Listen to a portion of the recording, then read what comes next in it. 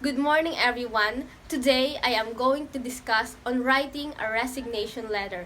But before we proceed to that, let us define first what is a resignation. A resignation is a formal act of leaving or quitting one's office or position.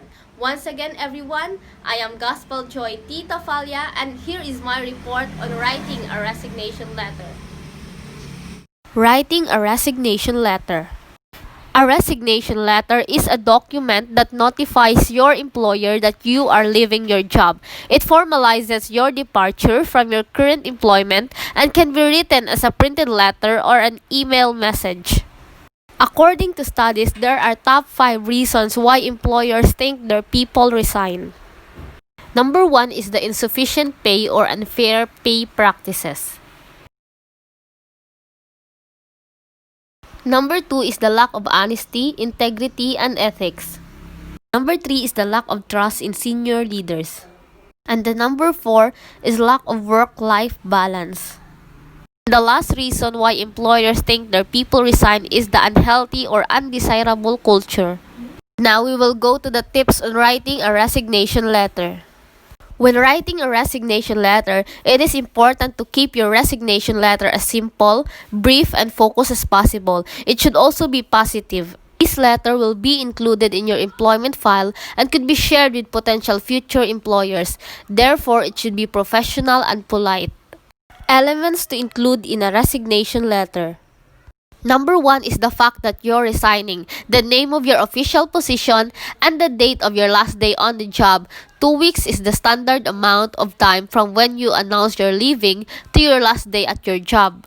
A general thank you to your soon-to-be former boss for the opportunity to work at the company, and an offer to train your replacement, but this is optional. And the last one is well wishes for the future of the company. And now we will proceed to the resignation letter format.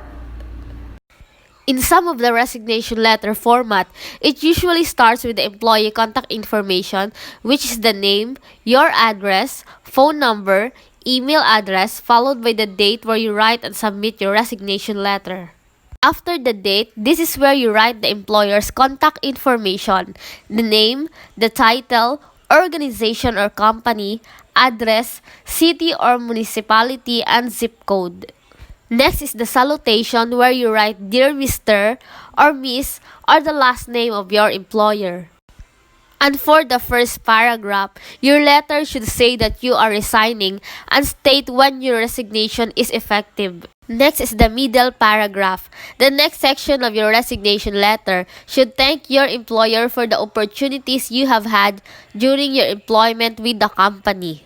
And for the final paragraph, this is optional. Conclude your resignation letter by offering to assist with the transition. And lastly, for the closing, you can write respectfully yours or sincerely together with your signature.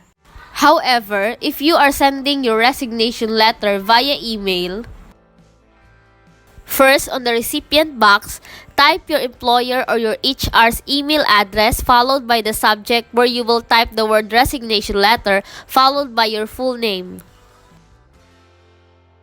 Just take note that the format of a resignation letter sent via email is the same as the resignation letter handed personally.